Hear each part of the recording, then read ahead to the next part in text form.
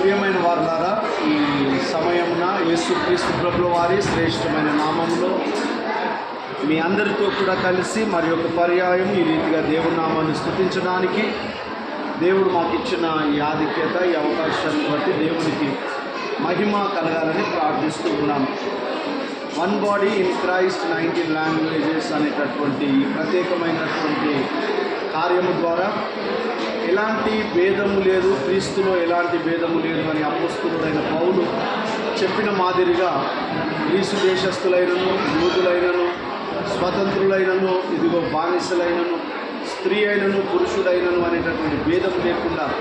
వారందరూ క్రీస్తు ప్రేమలో ఏ రకముగానైతే ఐక్యపరచబడ్డారో, క్రీస్తు ప్రేమలో ఏ రకముగానైతే అందరూ ఏకము చేయబడ్డారో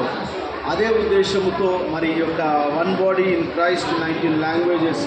అనే ఉద్దేశంతో జరిగించబడుతున్న ఈ కార్యమును బట్టి దేవుని నామమునకు మహిమ కలగాలని ప్రార్థిస్తూ ఉన్నాం. యేసుక్రీస్తు ప్రభుల వారు ఈ ప్రపంచంలో ఉన్నటువంటి ప్రతి ఒక్కరి కొరకు తన ప్రాణమును అర్పించిన వాడుగా, తాను ప్రాణము అర్పించుటకు ఈ లోకంలోనికి వస్తూ ఉండగా ఫలాని వారికి చెందినవాడు అనేటటువంటి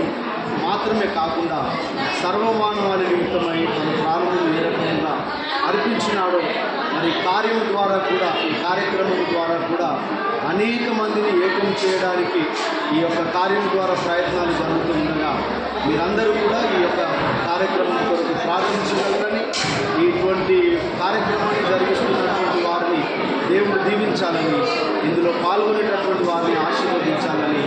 ప్రార్థిస్తూ ఉన్నాను. God bless you all.